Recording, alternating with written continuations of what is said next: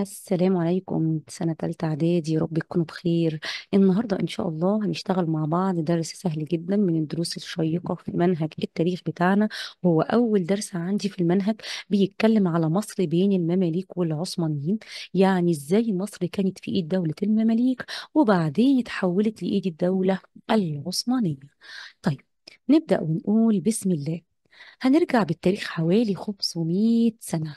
500 سنة، أيوة، آخر القرن ال15. استني، يعني إيه كلمة قرن؟ القرن ده مدته 100 سنة. ولما أجي أقول لك آخر القرن ال15، يعني من 1400 كده، أحط 1400 كده يبقى ده اسمه القرن ال15. طب لو قال لي 1500 يبقى ده القرن الكام؟ أزود رقم يبقى القرن ال16. طب لو قال لي 600 1600 يبقى القرن الكام؟ أيوة ال17. طب 1700 يبقى القرن الكام؟ ال 18. يبقى أي تاريخ بيجي لي بزود عليه رقم يبقى القرن اللي بعديه على طول. يبقى هنرجع 500 سنة، آخر القرن ال 15 وأوائل القرن ال 16. ماشي. في الوقت ده بيقول لك العالم الإسلامي كان فيه صراع، يعني مشاكل وحرب بين ثلاث قوى. بين كم قوة؟ ثلاث قوات بيتخانقوا مع بعض. مين الثلاث قوات دول؟ دولة المماليك، ومين تاني؟ والدولة الصفوية. الدولة الصفوية، أيوة. الدولة الصفوية دي هقول لك عليها حالا. الدولة الصفوية، وعندي كمان الدولة العثمانية. يبقى أنا دلوقتي يا ولاد، أواخر القرن الخمستاشر، آخر القرن الخمستاشر وأوائل الستاشر، كان هناك صراع بين ثلاث قوى. العالم الإسلامي كان في صراع بين ثلاث قوى، ثلاث دول بتتخانق. هم مين؟ مماليك صفوية وعثمانية. مماليك صفوية عثمانية، مماليك صفوية عثمانية. ايه المماليك دي؟ بيقول لي المماليك زمان كانت دولة قوية. المماليك دي كانت واخدة ايه؟ كانت مسيطرة على مصر. هنا كانت واخدة مصر، وواخدة بلاد الشام اللي هو سوريا ولبنان وفلسطين، وواخدة الحجاز، وواخدة ساحل شرق أفريقيا. يبقى المماليك كانت واخدة إيه؟ مصر، الشام والحجاز. مصر، الشام والحجاز. القائد بتاعها اسمه قنصوة الغوري. يبقى أنا عندي دولة المماليك كانت دولة المماليك تتحكم في إيه؟ مصر، الشام والحجاز، وقائدها هو الغوري. مصر، الشام، الحجاز، وقائدها هو الغوري. مصر، الشام والحجاز، وقائدها هو الغوري. وكانت دولة قوية عشان مالها؟ موقعها متميز، وكانت بتتحكم في التجارة بين الشرق وبين الغرب، بين الشرق وبين الغرب. فلما اجي اقول لك كانت دولة المماليك تسيطر على ايه؟ مصر والشام والحجاز. قائد المماليك اسمه قنصوة الايه؟ قنصوة الغوري. المماليك كانت دولة قوية ولها أهمية ليه؟ عشان موقعها الجغرافي هنا، موقعها الجغرافي والتحكم في التجارة بين الشرق وبين الغرب. طيب، الدولة الصفوية مالها؟ قال لي الدولة الصفوية اللي هي بلاد إيران. أيوة، احنا عارفين بلاد إيران. زمان كنا بنسميها بلاد الفرس، عاصمتها تبريز. يبقى الدولة الصفوية كمان كانت دولة كبيرة ومهمة، وكان في برضه معاها صراع. الصفوية اللي هي قاعدة في إيران، الصفوية بلاد إيران، العاصمة تبريز. الصفوية إيران، العاصمة تبريز. أما الدولة العثمانية، السلطان العثماني سليم الأول شايف إن هو أقوى من جيرانه، ولازم ياخد الاملاك بتاعه ايه؟ الجيران بتوعه. قال لك انا اقوى منهم ولازم يا جماعه اخد املاكهم. ده مين؟ ده السلطان العثماني سليم الاول. ارجع لي تاني، يبقى احنا رجعنا بالتاريخ 500 سنه. اواخر ال 15، اوائل ال 16، كان في صراع بين كام قوه؟ ثلاثه. مماليك صفويه عثمانيه، مماليك صفويه عثمانيه. المماليك كانت قاعده فين؟ كانت قاعده في مصر، الشام والحجاز. مصر، الشام، الحجاز، قائدها هو الغوري. مصر، الشام، الحجاز، قائدها هو الغوري. كانت قوية ليه؟ عشان موقعها الجغرافي والسيطرة على التجارة. الخط الأصفر ده كانت بتتحكم في التجارة بين الغرب وبين الشرق. لكن دوام الحال من المحال. اتعرضت دولة المماليك لأزمات اقتصادية. يعني إيه أزمات اقتصادية؟ فلست، مش لاقية فلوس. مشكلة اقتصادية، عشان كم كلمة؟ كلمتين. أول ما أقول لك بما تفسر تعرض المماليك لأزمات اقتصادية بعد ما كانت دولة قوية وبتسيطر على التجارة، اتعرضت لمشكلة اقتصادية ليه؟ هتقول لي عشان اكتشاف وعشان تحطيم. اكتشاف وعشان تحطيم. اكتشاف ايه؟ اكتشاف البرتغال رأس الرجاء الصالح حوالين قارة افريقيا. مجموعة من البرتغال اكتشفوا طريق جديد للتجارة هيمر حوالين قارة افريقيا من غير ما يعدي بمصر. يا حرام، الطريق ده اسمه ايه؟ رأس الرجاء الصالح. اكتشفوه امتى؟ 1498. وخلي بالك من التاريخ ده، التاريخ ده معانا حفظ. 1498 يعني اواخر القرن الكام؟ ال 15. طالما 1400 ازود رقم يبقى القرن 15. يبقى اكتشف البرتغال طريق جديد للتجاره بيمر بقاره افريقيا اسمه راس الرجاء الصالح. المماليك قعدت يوم ويومين شهرين وشهرين، الله، التجاره ما عادتش بتعدي عندنا ليه؟ يا نهار ابيض، طريق جديد للتجاره. طب والفلوس اللي كانت بتخش لنا من نقل التجاره من الشرق للغرب يا جماعه، ده احنا كده فلسنا. فكر المماليك كتير وقال خلاص احنا نعمل نجيب شويه سفن كده نشغلها، يعني نسترزق من وراها. عملوا اسطول كبير من السفن. الاسطول ده بقى يعملوا فيه ايه؟ قال لك ياخدوا برضو ان هم يحركوه عشان يوصل التجاره من الشرق للغرب، واهو منهم برضو يستنفعوا بدل ما الدنيا تبقى خالص ما فيهاش اي فلوس. لكن برضو حظهم سيء جدا عشان الاسطول بتاعهم اتدمر واتكسر في معركه اسمها معركه ديوه البحريه. معركه اسمها معركه ايه؟ ديوه البحريه 1509. يا حرام، ده باظت من كل اتجاه. يبقى دولة المملكة لما تقول لك اتعرضت لأزمة اقتصادية، أقول له عشان إيه؟ اكتشاف وتحطيم. اكتشاف وتحطيم. اكتشاف البرتغال رأس الرجاء الصالح حوالين قارة أفريقيا. جم يعوضوا خسارتهم وعملوا أسطول، كمان الأسطول اتحطم في معركة جيو البحرية 1509. يبقى أنا دلوقتي بقول لك زمان، يعني زمان مش دلوقتي، زمان المماليك كانت قوية. عشان ايه؟ عشان موقعها الجغرافي وعشان كانت بتسيطر على التجارة. طب بقت ضعيفة وحصل لها أزمة اقتصادية ليه؟ عشان اكتشاف وتحطيم. اكتشاف وتحطيم. اكتشاف البرتغال رأس الرجاء الصالح حوالين قارة أفريقيا، وتحطيم الأسطول المملوكي. الأسطول بتاعهم اتدمر في معركة ديوه البحرية. تمام كده، الناس دي فلست ولا معاهم اسطول يستخدموه في نقل البضاعة، ولا هيعدي عندهم تجارة خالص. طب ايه اللي حصل يا ولاد؟ الناس دي عشان عندها مشاكل اقتصادية قاعدين فاضيين. زي ما النور بيقطع عليكم كده في البيت، لما النور بيقطع ايه اللي بيحصل؟ كل اللي شايف اخوه قاعد جنبه بيقعد يقرص فيه. قوم من جنبي، اتاخر شوية، انا زهقان، انا حران، ده وقعني، ده كعبلني، حوارات من دي بقى وانتوا عارفينها كويس. ايه اللي حصل بقى؟ المماليك عشان قاعدين فاضيين معاهمش فلوس، حصلت معاهم ازمات سياسيه، يعني الحكام بقوا يتخانقوا مع بعض والمماليك يفتنوا على بعض. حصل مشكله سياسيه. المشكله السياسيه جايه نتيجه ايه؟ عشان انتشار الفتن، ثورات، صراعات، واضطراب امن. بداوا يفتنوا على بعض، بداوا يتكلموا كل شويه ويفتنوا ويوقعوا بعض في مشاكل. حصل عندهم ثورات ليه؟ عايزين يقبضوا. الناس ما فيش فلوس يشتغلوا بيها، معهمش فلوس خالص. كمان اضطراب الامن، كل شويه الحراميه زادت بيسرقوا بقى البضاعه علشان معهمش فلوس. برضه عمالين يتخانقوا على السلطه، كل المماليك عمالين يتخانقوا للوصول للحكم. يا جماعه الناس مفلسه، انتوا في ايه ولا في ايه؟ يبقى لما اجي اقول لك حصل للمماليك ازمات سياسيه، يعني الحكم عندهم كان بايظ ليه؟ عشان عندهم فتن، ثورات، صراعات، اضطراب امن. فتن، ثورات، صراعات، اضطراب امن. حلو قوي. يبقى انا بقول لك يا جماعه المماليك دول كانوا مسيطرين على ايه؟ كانوا واخدين مصر الشام والحجاز، قائدها هو الغوري. مصر الشام الحجاز قائدها هو الغوري.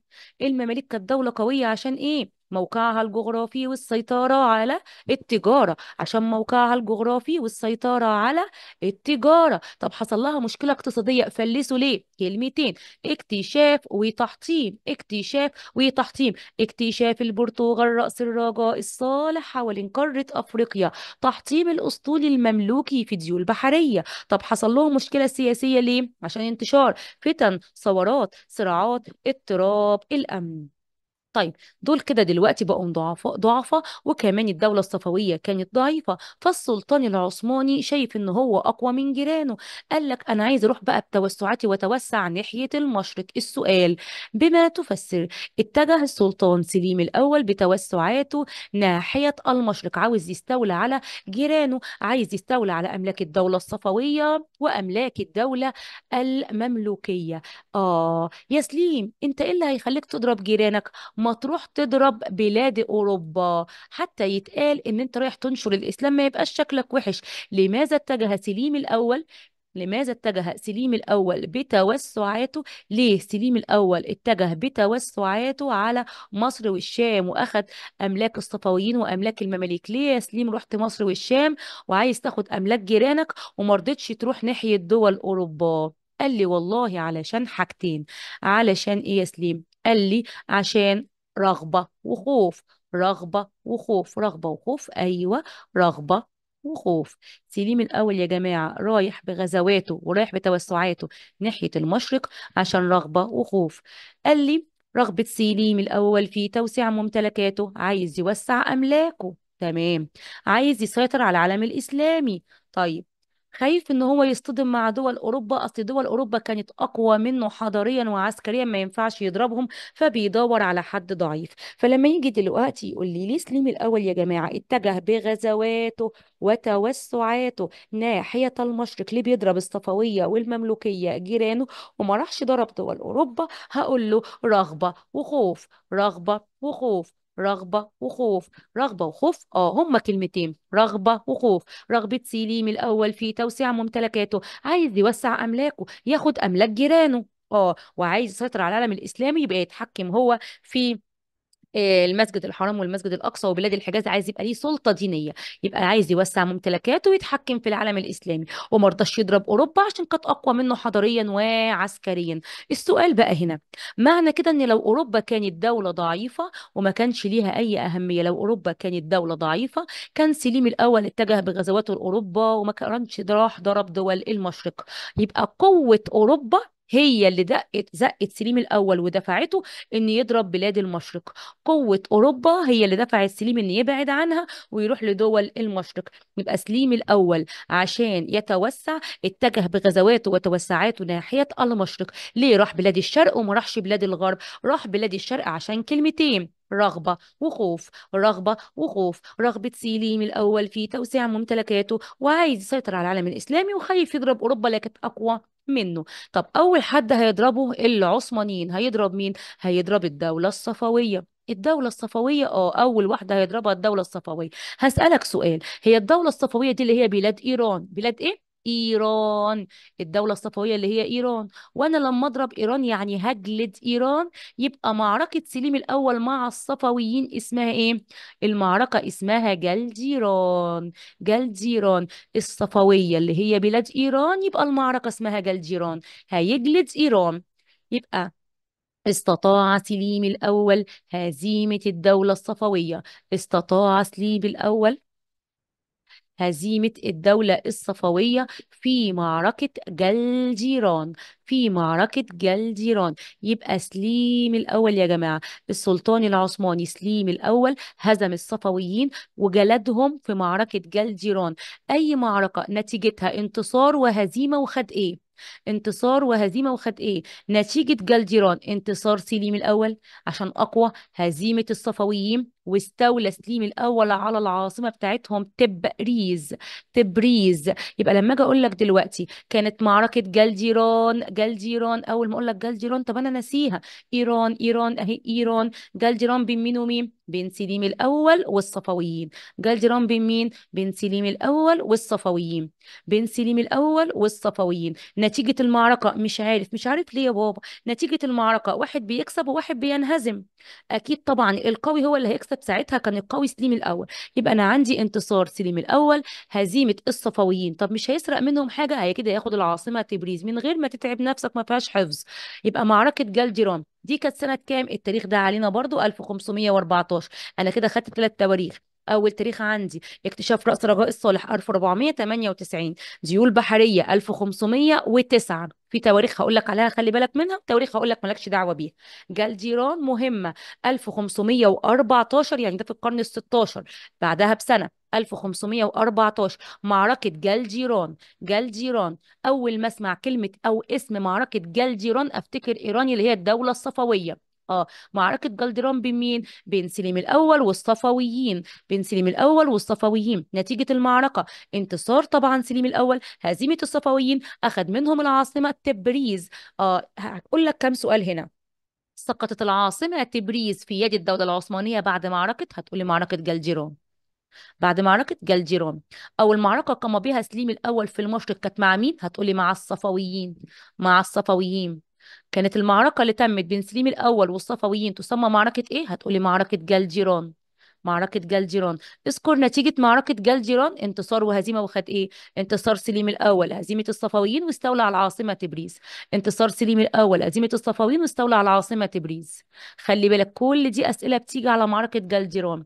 ارجع لي تاني. معركة جلجيران، جلجيران يعني إيران. معركة جلجيران بين مين ومين؟ سليم الأول والصفويين. سليم الأول والصفويين. أول معركة عملها سليم الأول ضد الصفويين اسمها إيه؟ جلجيران. جلجيران كانت سنة كام؟ 1514. سنة كام؟ 1517.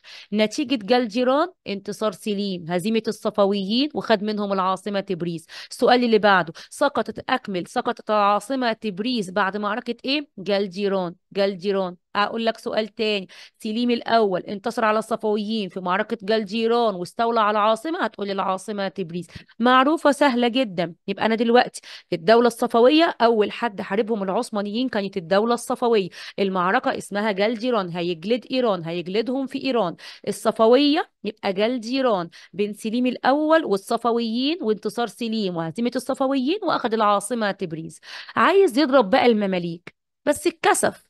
قال هروح اضرب المماليك واخد املاكهم في مصر والشام، بس شكلي هيبقى وحش. الناس هتقول عليا ايه؟ هو انا كل شويه اروح اضرب دوله وارجع؟ لا، انا لازم استفز المماليك عشان هم اللي يجوا لحد عندي ويحاربوني. استولى السلطان سليم الأول على إمارة اسمها ذي القادر، واحفظها صم زي اسمك عشان بتيجي في الامتحان. يبقى أول إمارة استولى عليها سليم الأول من المماليك إمارة ذي القادر. ذي القادر. قنصوة الغوري بقى، اللي هو بقى ايه؟ اللي هو بيحكم المماليك. ماشي. اللي هو قائد المماليك. يبقى سليم الاول دلوقتي اخذ الاماره بتاعت ذي القادر من المماليك. قنصوة الغوري قائد الملك اتصل بسليم: ايه يا عم سليم، ايه مالك، ايه الاخبار؟ انا شايفك كده خدت من عندنا اماره ذي القادر، وانا عارف ان هو مش قصدك يا عم سليم، رجعها. سليم ضحك وقال له: ارجع ايه؟ انا مش هرجع حاجه، انا خدتها قصد. قنصوة الغوري يقول له: انا عارف ان هو مش قصدك، رجع امارة ذي القادر، اصل دي تبع المماليك. سليم الاول قال له: لا، انا خدت امارة ذي القادر، ولو مش عاجبك يا قنصوة تعالى خدها. ده بيستفزوا بقى. يبقى قام سليم الأول باستيلاء على إمارة ذي القادر لاستفزاز المماليك وعاوز يجرجرهم للحرب. قنصوة الغوري بقى قال لك: ايه ده، هو انا هتسرق كده واقعد ساكت؟ انا كلمت الراجل قلت له رجع إمارة ذي القادر، قال لي مش هرجعها. بسرعة سليم الأول جمع جيشه ورايح ناحية بلاد الشام. راح ناحية بلاد ايه؟ الشام. هيقابل هنا العثمانيين في معركة مرج ضابق. معركة ايه؟ مرج ضابق. يبقى انا عندي العثمانيين وسليم الاول، قصدي العثمانيين والمماليك، هيحصل بينهم معركة هنا. أول معركة اسمها معركة مرج ضابق في بلاد الشام. مرج ضابق في بلاد إيه؟ في بلاد الشام. طب أنت متخيل نتيجة المعركة إيه؟ قنصوة الغوري واحد من المماليك، وسليم الأول أحد قائد عثماني قوي. وكنت من شوية بقول لك إن المماليك كانوا ضعفاء، عندهم فتن، صراعات، ثورات، اضطراب أمن، وعندهم مشاكل اقتصادية. كل ده خلى قوتهم العسكرية تبقى ضعيفة. ناس عندها مشاكل اقتصادية معهاش فلوس، وناس عندها مشاكل سياسية بيفتنوا على بعض. هل هيهتموا بالجيش؟ هل هيسلحوا الجيش؟ لا. يبقى ضعف قوتهم الاقتصادية والسياسية أدت لضعف قوتهم العسكرية. ما عادش عندهم جيش وما عادش عندهم جنود أقوياء. طيب، دول ناس ضعفاء راح عشان تاخد إمارة ذي القادر قدام سلطان عثماني كبير زي سليم الأول. يبقى نتيجة المعركة هتبقى إيه بتاعت مرج ضابق اللي في بلاد الشام اللي كانت 1516؟ خلي بالك من التاريخ ده. جلجيران بتاعت الدولة الصفوية 1514، مرجدبك بعدها بسنتين 1517. في معركة مرجدبك كانت بين مين ومين؟ بين سليم الأول وقنصوة الغوري. سليم الأول وقنصوة الغوري. سليم الأول وقنصوة الغوري كانت في بلاد الشام. أسباب المعركة إيه؟ إن قنصوة الغوري أراد إن هو يرجع إمارة ذي القادر. مرجدبك قنصوة رايح عليه عشان يرجع الإمارة الإيه؟ ذي القادر، رجع إمارة ذي القادر. طب نتيجة المعركة: انتصار سليم الأول وهزيمة قنصوة الغوري. انتصار سليم الأول وهزيمة قنصوة الغوري، واستولى سليم الأول على بلاد الشام. ما أنا قلت لك أي معركة انتصار وهزيمة وخد إيه؟ انتصار وهزيمة، وخد ايه؟ انتصار سليم لانه اقوى، هزيمة قنصوة الغوري. سيطر سليم الاول على بلاد الشام. سيطر سليم الاول على بلاد الشام، على بلاد الشام. يبقى ارجع لي تاني في الجزئية دي. يبقى عشان السلطان العثماني يحارب المماليك لازم يستفزهم وياخد منهم إمارة. سمعك، برافو عليك. إمارة ذي القادر. إمارة إيه؟ ذي القادر. إمارة ذي القادر، أيوة. فكده بدأ إن هو يستفز المماليك، فبتحصل أول معركة اسمها مرج ضابق في بلاد الشام. مرج ضابق بين مين ومين؟ بين سليم الأول وقنصوة الغوري، برافو عليكم. 1516، بين سليم الأول وقنصوة الغوري. 1516. نتيجة أي معركة؟ انتصار وهزيمة. وخد إيه؟ انتصار سليم الأول، هزيمة قنصوة الغوري. استولى سليم الأول على بلاد الشام. المعركة التانية كده سليم الأول بقى هيروح بقى ياخد مصر بقى بالمرة، عشان بقى هو كده خد أملاك المماليك. المعركة التانية اسمها الريدانية. كده خلاص قنصوة الغوري مات. المعركة التانية بعدها بسنة اسمها الريدانية. معركة الريدانية، أيوة. معركة الريدانية دي كانت سنة كام؟ بعدها بسنة، ما أنا لسه قايلة لك. الريدانية 1517. 1517 بين مين يا ولاد؟ بين سليم الأول برضو موجود معانا، بس المرة دي هنقول المماليك باي باي، عشان اللي هيحاربنا من المماليك واحد اسمه تومان باي. تومان باي أحد المماليك. تومان باي. بين سليم الأول وتومان باي. معركة الريدانية، يبقى أنا عندي مرج ضابق 1516، والريدانية 1517 بين سليم الأول وتومان باي. نتيجة المعركة محسومة طبعا.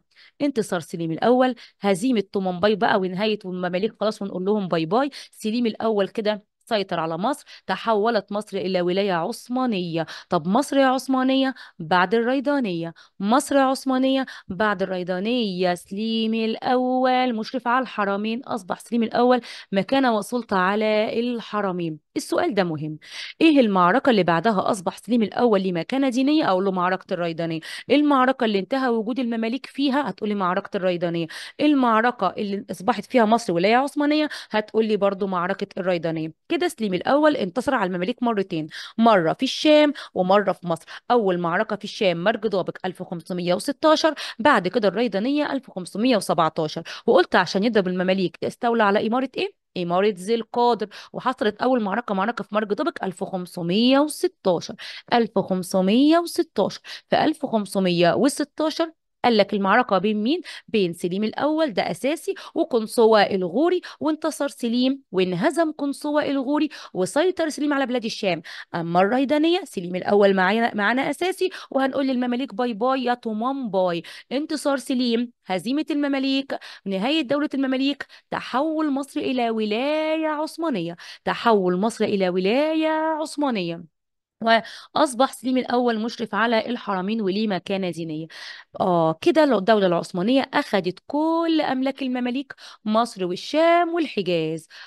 يا حرام، هم المماليك ليه كل شوية كانوا بينهزموا؟ يا حبيبي كل شوية بينهزموا عشان بيعتمدوا على الفروسية، معهمش أسلحة، بيعتمدوا على قوتهم الجسدية، اعتمادهم على الفروسية والأسلحة القديمة. أما العثمانيين عندهم أسلحة حديثة متطورة. تعالوا مع بعض نشوف بقى الدولة العثمانية لما حكمتنا عملت فينا ايه. ملامح الحكم العثماني. هو الدولة العثمانية هتحكمني كام سنة؟ قال لي 4 قرون. 4 قرون. انت مش من شوية قلت لك قرني 100 سنة؟ 4 قرون يعني كام سنة؟ يعني يا حبيبي 400 سنة. يبقى الدولة العثمانية حكمتني كام سنة؟ حكمتني 400 سنة. 4 قرون يعني كام سنة؟ يعني 400 سنة. طب الوقت ده كنا مبسوطين مع الدولة العثمانية؟ أبدا. ده كانت الدولة العثمانية بتعاملنا معاملة سيئة، وكانت عازلنا عن العالم الخارجي، وعشنا في فقر وجهل وجمود وتخلف.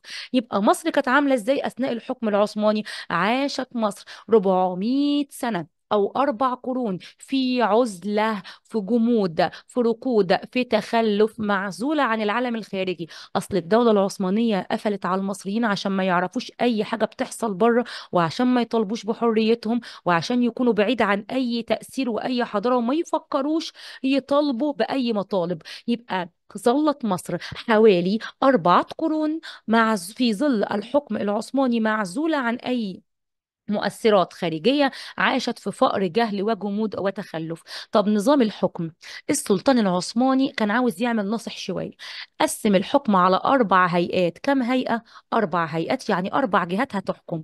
ازاي ده يا جماعة؟ قال لك أصل مصر موقعها متميز جدا، وأنا خايف أسيب مصر مع شخص واحد بس يسرق مني هو الحكم، فلازم أعمل إيه؟ أقسم الحكم على 4 وأخليهم يراقبوا بعض عشان ما حدش يسرق مني الحكم. ياه، التفكير الغريب ده! 4 هيئات يعني 4 إدارات هي اللي هتحكم. 4 إدارات، أيوة، هم اللي هيحكموا. طب غريبة دي، ايه ال4 هيئات دول؟ اسمع معايا: الوالي، الديوان، الحامية، الأقاليم. الوالي، الديوان، الحامية، الأقاليم. الوالي هو الباشا، هو نائب السلطان. الوالي هو الباشا، هو نائب السلطان، ومكانه جوه القلعة من سنة ل3 سنين. اه، ده الباشا، ده نائب السلطان، ده قاعد جوه القلعة بيحكم من سنة ل3 سنين. أمال الديوان إيه والحامية؟ الديوان ده معناها زي الوزارة كده، والحامية العثمانية اللي هو الجيش العثماني. دول مهمتهم ايه؟ دول عيون الملك، دول عيون السلطان، دول اللي هيراقبوا الوالي. ايه ده، هيراقبوا الوالي؟ اه. طب يعني ايه إدارة الأقاليم؟ المحافظات يعني. هيخلي مين يبقى المحافظ يقعد في المحافظة؟ هيخلي المماليك؟ لا، كده ما ينفعش. انت لسه من شوية قايلة المماليك ما عادوش موجودين عندنا.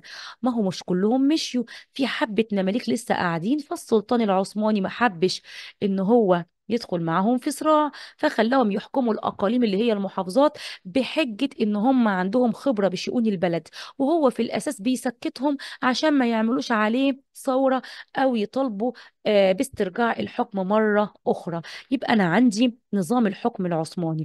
الدولة العثمانية دخلت لي نظام جديد، نظام جديد إني هتقسم الحكم على 4 هيئات. كم هيئة؟ 4 هيئات. إيه ال4 هيئات دول؟ اسمهم إيه؟ الوالي، الديوان، الحامية، الأقاليم. الوالي، الديوان، الحامية، الأقاليم. الوالي هو الباشا، هو نائب السلطان. الوالي هو الباشا، هو نائب السلطان، ومكانه جوه القلعة من سنة ل3 سنين. أما الحامية والديوان هيراقبوا الوالي. الحامية والديوان هيراقبوا الوالي. أبقى على وجود المماليك في حكم الأقاليم لخبراتهم الطويلة في الحكم. طب تفتكر النظام ده كان نظام حلو، ال4 هيئات؟ أبدا، ده كان نظام فاشل. نظام فاشل. حمل النظام العثماني في ثناياه. يعني ايه في ثناياه؟ في داخله، في طياته، عوامل فشله. ليه كان فاشل؟ قال لك اول حاجه، لما الوالي بيحكم من سنه ل3 سنين ده جاي يسرق. ازاي اتعرف على البلد واعرف مشاكلها واعرف اللي رايح واللي جاي والفلوس ايه والنظام ايه؟ الراجل ده كده جاي من الاخر، جاي عشان يسرق البلد وماشي. اه فعلا، مش هيلحق يحكم، ده هيقعد من سنة ل3 سنين. يعني هيحاول يحوش اكبر قدر ممكن من الفلوس عشان يقدر ان هو يأمن مستقبله. اه، والولي كمان عارف ان في ديوان بيراقبه، وعارف ان الحامية العثمانية بتراقبه، فلازم يديهم رشوة عشان ما يفتنوش عليه ويقولوا كلام وحش للسلطان. اه فعلا، يبقى النظام ده فاشل. يبقى نظام الحكم العثماني كان نظام فاشل عشان قصر مدة حكم الوالي. قصر مدة حكم الوالي من سنة ل3 سنين، زيادة نفوذ الديوان والحامية. قصر مدة حكم الوالي من سنة ل3 سنين، زيادة نفوذ الديوان والحامية. فاكر المماليك اللي خلاهم يقعدوا على الأقاليم ويبقوا محافظين؟ اه فاكرهم. دول بقى طمعوا في الحكم، طمعوا. لا مش مصدقك، طب والله هتصدقني. حركة عملها علي بيك الكبير. مين علي بيك الكبير ده؟ واحد من المماليك كان متضايق قوي، قال ازاي السلطان العثماني يسرق مصر واحنا نقعد كده؟ انا شايف ان انا قوي واقدر ارجع مصر واخد مصر واخد املاك الدوله العثمانيه كلها واطرده. اه، يبقى بقاء المماليك في حكم الاقاليم كان غلط، صح ولا غلط؟ ايوه كان صح. بقائهم في حكم الاقاليم كان غلط. ليه الدليل ان هو غلط؟ لان احد المماليك تطلع، يعني بدأ ان هو يفكر في إيه، ان هو ينفرد بالحكم، في ان هو ينفرد بالحكم. تطلع احد المماليك للانفراد بالحكم واخذه من السلطان العثماني. ارجع لي تاني، الدولة العثمانية حكمتني ازاي؟ طب بس الدولة العثمانية حكمتني 4 قرون، 400 سنة. عشنا في ايه؟ فقر وجهل جمود وتخلف. فقر وجهل جمود وتخلف. ليه؟ عشان كنا معزولين عن العالم الخارجي. هسألك، هو احنا كنا عايشين في فقر وجهل وجمود وتخلف ليه؟ عشان معزولين عن العالم الخارجي. نظام الحكم، الدولة العثمانية عملت لي كام هيئة للحكم؟ 4. الهيئات دي اسمها ايه؟ الوالي، للديوان، الحامية، الأقاليم. 4 هيئات للحكم. النظام ده كان نظام فاشل. ليه؟ عشان كسر مدة حكم الوالي، زيادة نفوذ الديوان والحامية بيراقبوا الوالي فهيرشيهم، وبقاء المماليك في الحكم جعلهم يطمعون في السلطة. بقاء المماليك في الحكم جعلهم يطمعون في السلطة. حركة مين؟ علي بيك الكبير. عمل ايه علولي بقى؟ علي بيك الكبير عمل ايه؟ علي بيك الكبير شاف ان هو قوي، فقال اما استقل بحكم مصر. استقل بحكم مصر. خد مصر ليه امتى؟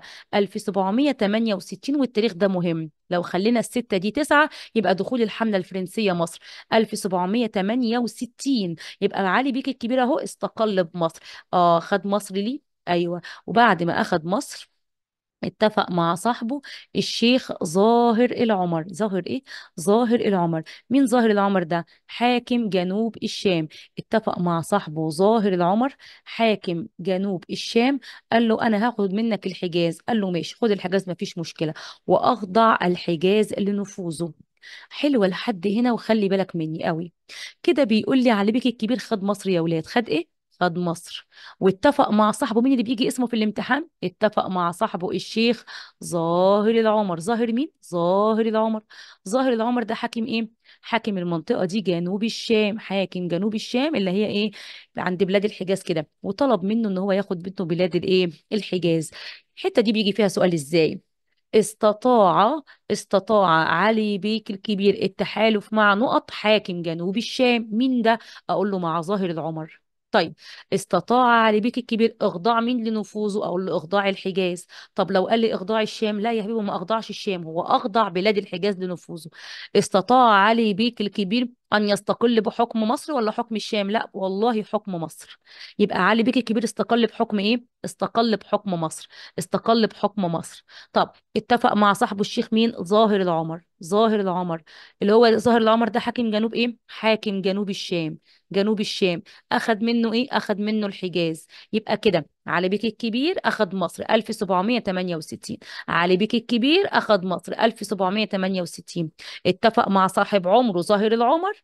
ظاهر العمر حاكم جنوب الشام. ظاهر العمر حاكم جنوب الشام وخد منه الحجاز. ظاهر العمر حاكم جنوب الشام وخد منه الحجاز. قال لك طب ما الصحاب كويسين اهو، اما اجيب صاحب التاني بقى. صاحبه مين التاني؟ محمد بيك ابو الدهب. يا حماده. قال له نعم يا علولي. قال له والنبي يا عم محمد، انا عايزك تطلع لبلاد الشام فوق، تطلع تضرب السلطان العثماني فوق في بلاد الشام، وتجيب لي راسه وترجع. اه. محمد بيك ابو الدهب المفروض ان يسمع كلام صاحبه ويطلع لبلاد الشام. لكن إيه اللي حصل؟ السلطان العثماني سمع بالحوار اللي تم. السلطان العثماني كلم محمد ابو الدهب. يا محمد، هو انت فعلا جاي تضربني في بلاد الشام؟ قال له انا اسف يا سلطان، بس محمد علي بيك الكبير هو اللي قال لي اجي اضربك في بلاد الشام. قال له يصح يا محمد تضرب سلطان السلاطين؟ قال له والله انا مش عارف اقول لك ايه، بس يعني انا مش عارف اعمل ايه. السلطان العثماني قال له طب انا عندي ليك يا محمد عرض حلو. قال له اعرض. قال له ايه رأيك يا محمد تجيب لي راس صاحبك علي بيك الكبير عندي، تقطع له راسه وتموته لي، وانا اخليك تمسك مكانه وتبقى انت شيخ البلد. محمد بيك ابو الدهب فرح. قال ايه؟ معقول؟ أمنيتي هتتحقق وهبقى أنا شيخ البلد، وهبقى صاحب السلطة والنفوذ، وهبقى أحكم مصر والأماكن دي كلها؟ طب والله أنا موافق. يبقى ده يعتبر دهاء من السلطان العثماني وخيانة من محمد أبو الدهب لصاحبه. السلطان العثماني هنا بيتميز بالدهاء. ليه يا جماعة؟ عمل أسلوب دهاء، أسلوب مراوغة. ماشي، بيجر رجل مين؟ محمد بيك أبو الدهب، بيطمعه في مشيخة البلد عشان يخون صاحبه علي بيك الكبير. محمد بيك أبو الدهب فعلا سمع كلام السلطان العثماني وقضى على علي بيك الكبير صاحبه. وبكده محمد بيك أبو الدهب فاز هو بمشيخة إيه؟ البلد. يا خسارة يا علي، حركتك كانت هتنجح وكنت هتبقى حاكم مصر والشام وترجع مصر والشام للمماليك، لولا خيانة، ما تقولش بقى علي صاحبك تاني، لولا خيانة مين؟ لولا خيانة محمد بيك أبو الدهب ليك. ياه، محمد بيك ابو الدهب خان صاحبه. كانت حركتك هتنجح لولا خيانة محمد بيك ابو الدهب. تمام. يبقى لما اجي اقول لك كيف انفرض علي بيك الكبير بالحكم، اول حاجه استقل بمصر، اتفق مع صاحبه بقى، ده الحقيقي، ده الصاحب الحقيقي، الشيخ ظاهر العمر، حاكم جنوب الشام، وخد منه الحجاز. جه يقول لصاحبه محمد بيك ابو الدهب اطلع لبلاد الشام، لكن محمد بيك ابو الدهب خان علي بيك الكبير، خان علي بيك الايه الكبير، ففشلت حركه محمد بيك ابو الدهب سبب خيانه محمد، فشلت حركه علي بيك الكبير، فشلت حركة علي بيك الكبير بسبب خيانة محمد بيك أبو الدهب، ماشي، وخضوعه للسلطان العثماني. ليه؟ طمعا في الفوز بمشيخة البلد، طمعا في الفوز بمشيخة البلد. وهنا بيجي سؤال، كانت مشيخة البلد محل ومجال لتنافس المماليك، ايه الدليل؟ الدليل ان محمد بيك أبو الدهب بيخون صاحبه عشان يحصل على منصب شيخ البلد، يحصل على منصب شيخ البلد. اللي بعده الحياة الاقتصادية. أوضاع الاقتصادية في ظل الحكم العثماني كانت متدهورة، الزراعة كانت بايظة. ليه؟ بيقول لك الأرض كلها ملك الدولة العثمانية، الفلاح بيزرع الأرض بحقين، حق الانتفاع وعندي حاجة اسمها نظام، اسمه نظام الالتزام. يعني إيه الانتفاع؟ واحد واخد شقة إيجار من حقه يبيعها؟ لا، بيعمل إيه في الشقة دي؟ بياكل ويشرب، يفتح المية، يفتح الغاز، يستخدم أي حاجة في الشقة، بس مش من حقه يبيع الشقة. برضو الفلاح كده بيزرع الأرض بحق الانتفاع. يعني إيه الانتفاع؟ من حق الفلاح ينتفع بالأرض، ينتفع بالأرض، وليس من حقه التصرف فيها، ما يديهاش لحد ولا يورثها لحد، يدفع بس الضرائب للسلطان. آكل واشرب في الأرض، آكل واشرب من الأرض، بس مش من حقي أبيع الأرض لحد. آكل واشرب في الأرض بس مش من حقي أبيع الأرض لحد، ليس من حقه التصرف فيها. الدولة العثمانية كانت ضعيفة نص القرن ال17 ومش قادرة تلم الضرايب، فطبقت نظام اسمه نظام الالتزام. اسمه نظام ايه؟ الالتزام. ايه نظام الالتزام ده؟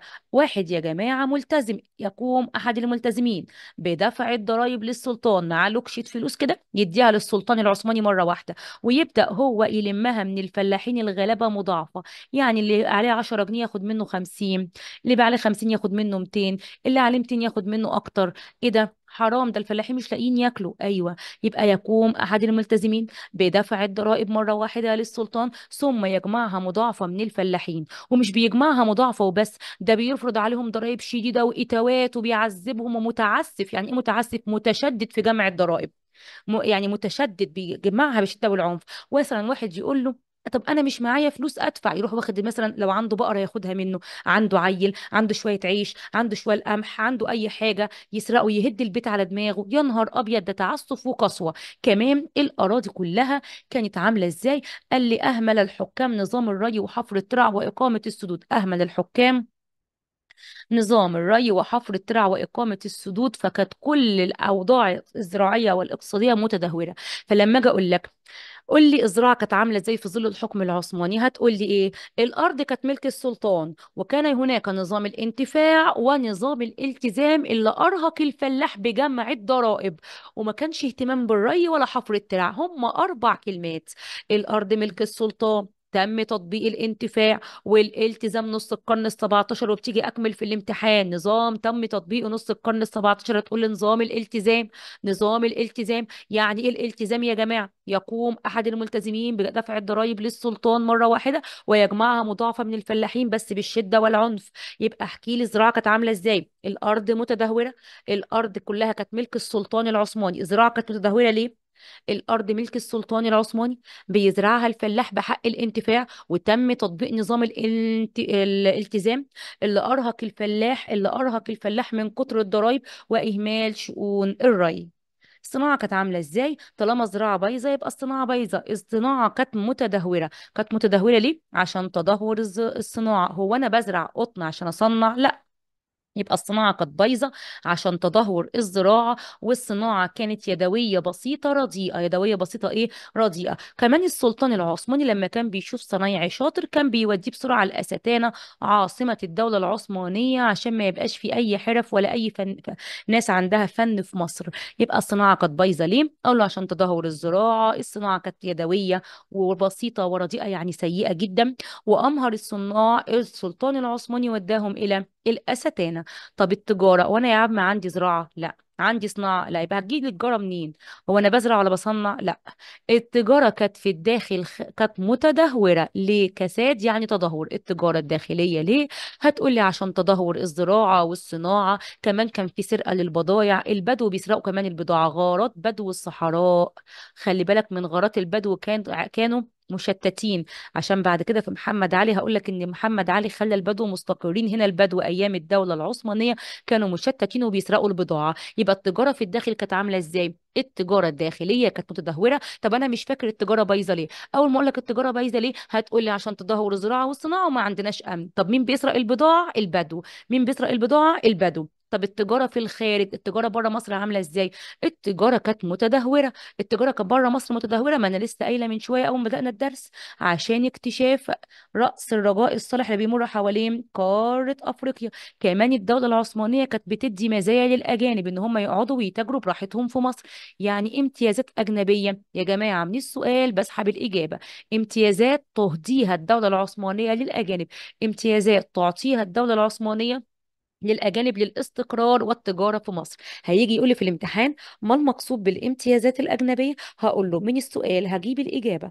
امتيازات أجنبية، مزايا تمنحها الدولة العثمانية للأجانب للاستقرار والتجارة في مصر. يبقى التجارة في الخارج مصر كانت متدهورة عشان اكتشاف رأس رجاء الصالح والمزايا التي أعطتها الدولة العثمانية للأجانب. كده في الأوضاع الاقتصادية، تدهور زراعة وصناعة وتجارة. الحياة الاجتماعية، نظام الحكم. أنا عندي المجتمع قال لي ما كانش فيه عدالة، افتقد المجتمع إلى العدالة في ظل الحكم العثماني.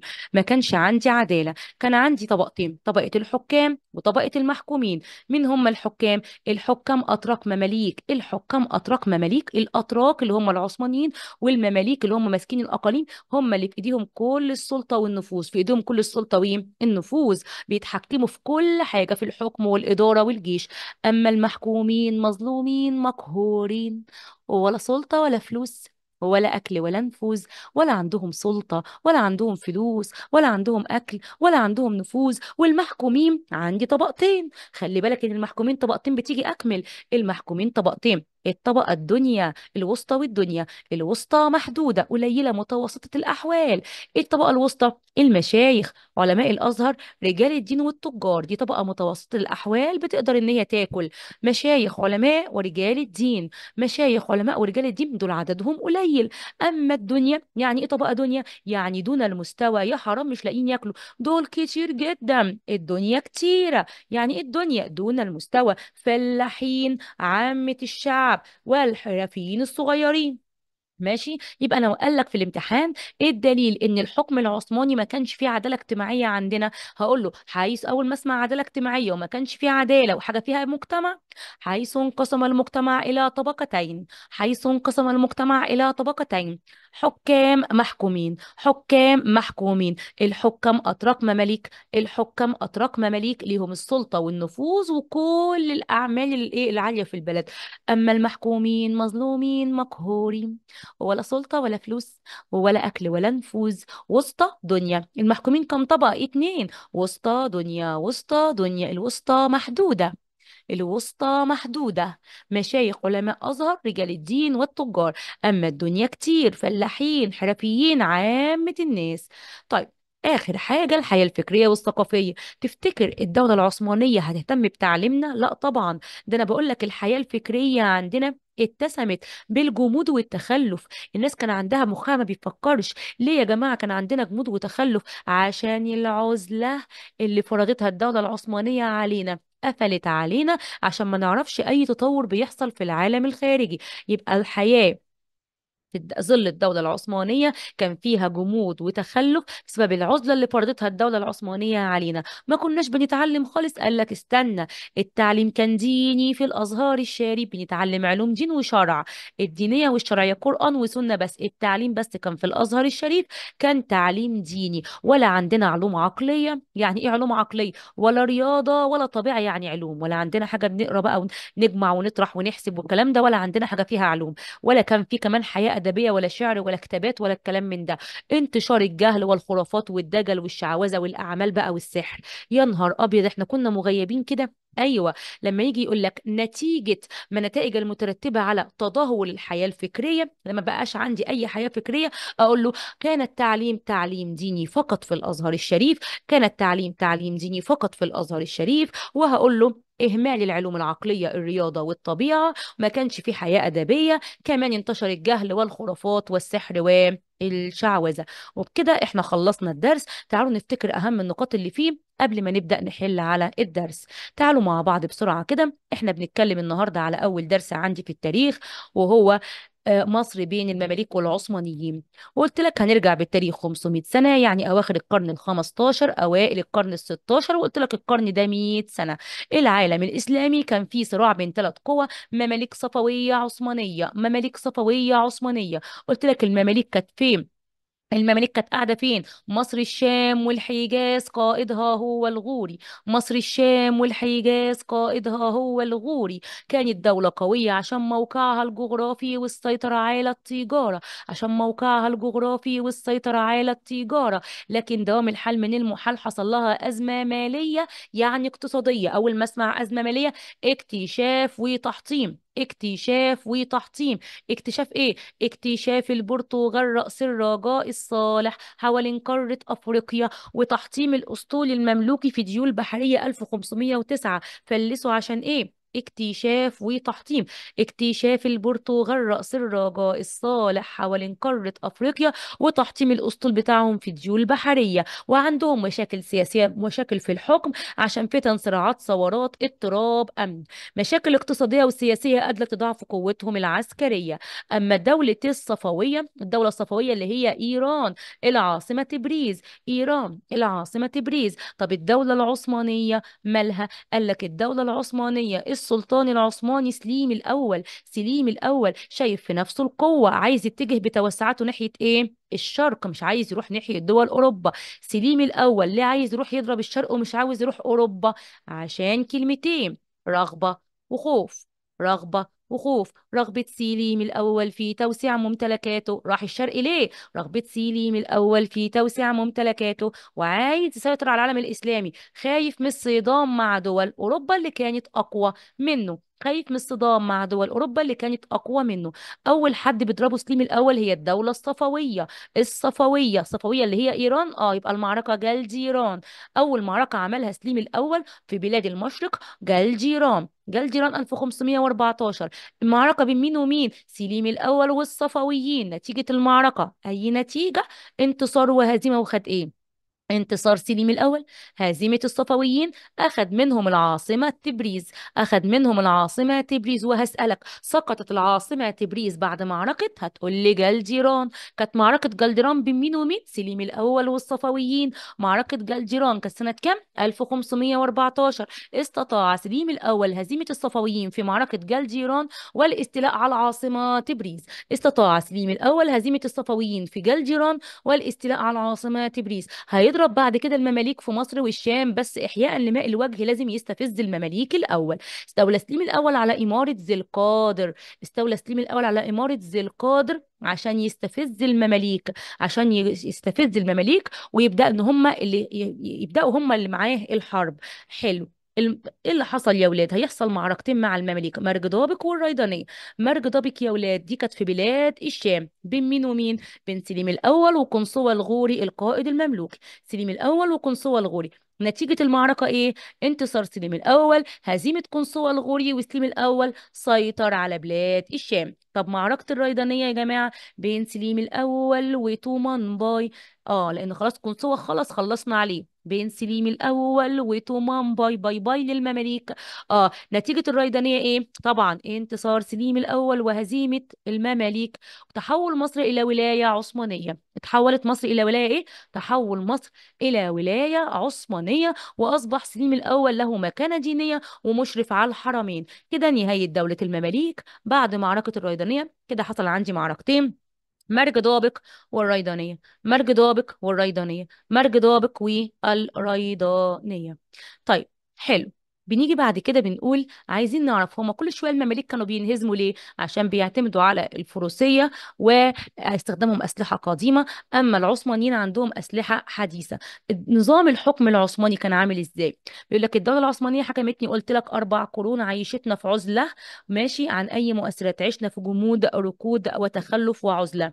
طيب خلي بالك نظام الحكم عندي كان 4 هيئات: الوالي، الديوان، الحاميه، والمماليك. وقلنا النظام ده كان فاشل عشان قصر مده حكم الوالي، زياده نفوذ الديوان والحاميه. كمان بعض المماليك تطلعوا ان هم ياخدوا الحكم من السلطان العثماني، زي حركه علي بيك الكبير. علي بيك الكبير يا ولاد أخذ مصر من السلطان العثماني، اتفق مع صاحبه ظاهر العمر حاكم جنوب الشام، أخذ منه الحجاز. كمان طلب من محمد أبو الدهب يطلع لبلاد الشام، لكن حركة علي بيك الكبير فشلت عشان خيانة محمد أبو الدهب. خيانة محمد أبو الدهب لعلي، وطمعا في الحصول على مشيخة البلد. اللي بعده حياة اقتصادية، يعني زراعة وصناعة وتجارة. قال لك الزراعة كانت متدهورة، الأرض كانت ملك السلطان، وعندي نظام الانتفاع، وتم تطبيق نظام الالتزام نص القرن ال17. وكمان ما كانش وكان في إهمال لشؤون الري وحفر الترع. لو قال لي في الامتحان من حق الفلاح ينتفع بالأرض وليس من حقه التصرف بها، أقول له انتفاع يا حبيبي، من السؤال بسحب الإجابة، ينتفع بالأرض حق الانتفاع. لو قال لي بعد كده نظام أدى إلى كره الفلاح للأرض الزراعية، وأدى إلى كثرة الضرائب المفروضة على الفلاح، هقول له نظام الالتزام. نظام طبقته الدولة العثمانية نص القرن ال17، هقول له نظام الالتزام. يبقى انا كده الارض كلها كانت ملك السلطان، تم تطبيق نظام الانتفاع ونظام الالتزام، وعن الفلاح من قهر الملتزم وتعسفه واهمال الحكام لشؤون الري. الصناعه كانت متدهوره عشان تدهور الزراعه، وتم ارسال وكانت الصناعه كمان يدويه بس رديئه، وارسال امهر الصناع الى الاستانه. التجاره جوه مصر كانت بايظه طبعا، عشان الزراعه والتجاره الزراعه والصناعه بايظين، وعشان ما كانش عندنا امن والبدو بيسرقوا البضاعه. بره مصر التجاره الخارجيه، اكتشاف رأس الرجاء والدولة العثمانية كمان كانت بتدي امتيازات للأجانب إن هم يقعدوا ويتاجروا في البلد. كلمة امتيازات أجنبية، مزايا بتديها الدولة العثمانية للأجانب. المجتمع ما كانش فيه عدالة، طبقتين حكام محكومين، حكام أتراك مماليك لهم كل السلطة، محكومين وسطى ودنيا. وسطى دي قليلة جدا، مشايخ، علماء ازهر، رجال دين، تجار، دنيا كتيره قوي، فلاحين، حرفيين، وعامه الناس. الحياه الفكريه والثقافيه، الدوله العثمانيه عيشتنا في عزله، وده ادى لانتشار الجهل والجمود والتخلف. كمان التعليم كان ديني فقط في الازهر الشريف، ما كانش عندي علوم عقليه ولا رياضه ولا طبيعه. انتشار جهل، خرافات، سحر وشعوذه. تمام، تعالوا نشوف السؤال الاولاني. بيقول لي كانت مدينة نقط عاصمة الدولة الصفوية. الصفوية، قلنا الصفوية اللي هي إيران، العاصمة تبريز. هزمت القوات المملوكية عند نقط في بلاد الشام. المماليك اتهزموا في بلاد الشام. أنا كان عندي معركتين، واحدة في الشام وواحدة في مصر. في الشام أيوة مرج ضبق في بلاد الشام، أمال كانت إيه اللي في مصر؟ كانت الريضانية. أصبحت مصر ولاية عثمانية. طب مصر هي عثمانية بعد الريضانية. اللي بعده انتصرت القوات العثمانية على الصفويين بعد معركة إيه؟ الصفويين هتجلدهم، يبقى جلجيران. اللي بعده فشلت حركة علي بيك الكبير. مين خان علي؟ صاحبه مين؟ محمد ابو الدهب. طمعان، افتكر الراجل اللي طمعان في الذهب ده هو اللي خان علي بيك الكبير. اللي بعده كان السلطان نقط هو قائد القوات المملوكية في معركة الريدانية. مين القائد في معركة الريدانية؟ سلطان مملوكي في الريدانية اللي هي كانت في مصر. المملوكي، خلي بالك، طومان باي لما هنقول للمماليك باي باي انتوا اتهزمتوا. تحطم الاسطول المملوكي في معركة ايه؟ 1514 يا حبيبي. ديول بحرية. الاسطول المملوكي، المماليك عندهم مشاكل اقتصادية عشان اكتشاف وتحطيم. اكتشاف البرتغال رأس رجاء الصالح، وتحطيم الاسطول في معركة ديو. بدء الصراع المسلح بين العثمانيين والمماليك بالاستيلاء على إمارة ايه؟ اول إمارة استولى عليها العثمانيين إمارة ايه عشان يستفزوا المماليك؟ برافو سامعاك، وإمارة ذي القادر. اللي بعده اكتر المعارك تأثيرا على الوجود المملوكي في مصر كانت معركة الريدانية، لان بعد الريدانية ما عادش ليه مكان للمماليك. انتهى الوجود المملوكي في الشام.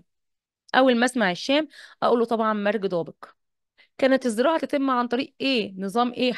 حق الانتفاع اثناء الحكم العثماني. حق الفلاح ينتفع بالارض بس ما يتصرفش فيها.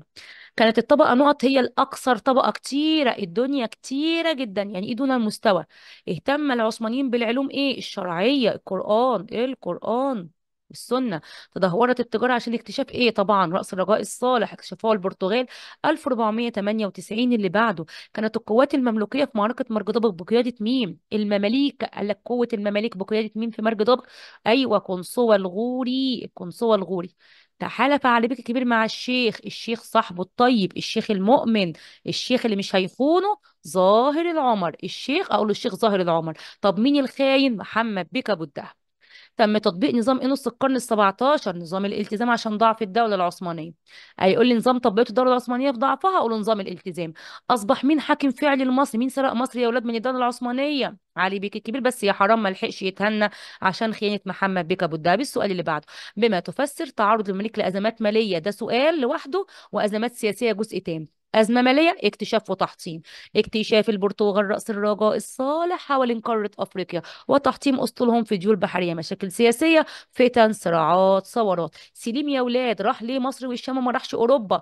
رغبة وخوف، رغبة وخوف. رغبة سليم الأول في توسيع ممتلكاته، وخايف من الصدام مع دول أوروبا. القوات المملوكية كل شوية كانت بتتهزم ليه؟ عشان بيعتمدوا على الفروسية والأسلحة القديمة. طيب النظام العثماني كان ضعيف ليه؟ قصر مدة حكم الوالي من سنة ل3 سنين. كمان زيادة نفوذ الديوان والحامية، والمماليك طمعانين في الحكم، طمع المماليك في الحكم. فشلت حركة علي بيك الكبير ليه؟ أقول له عشان خيانة مين؟ الراجل اللي بيحب الذهب، محمد بيك أبو الذهب. الصناعة كانت بايظة ليه؟ وأنا كان عندي زراعة يا ابني؟ لا، يبقى تأخر الصناعة بسبب تدهور الزراعة، سبب تدهور الزراعة وإرسال أمهر الصناع إلى الأستانة. الزراعة بايظة عشان الأرض كانت ملك السلطان طبعا، وتطبيق نظام الانتفاع والالتزام، وإهمال شؤون الري. تجارة في الداخل بايظة عشان عندي زراعة والصناعة بايظين، وعشان بدو الصحراء بيسرقوا البضاعة.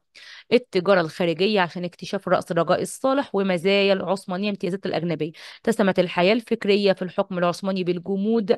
ليه يا جماعة؟ أقول له عشان العزلة اللي فرضتها الدولة العثمانية على المصريين. فالتعليم اقتصر فقط على العلوم الدينية، التعليم كان ديني في الأزهر الشريف، وإهمال العلوم العقلية.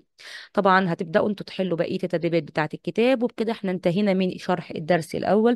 يا رب يكون الدرس لطيف واستفدتوا منه، وإن شاء الله هنكمل مع بعض باقي الدروس، وأتمنى لكم التوفيق إن شاء الله يا سنة تالتة. ويا ريت تهتموا بحل الواجب، وتعيدوا الفيديو أكتر من مرة وتسمعوا وتحلوا. وبالتوفيق إن شاء الله. والدرس القادم هيبقى الحملة الفرنسية على مصر. أشوفكم على خير الحصة الجاية. شكرا.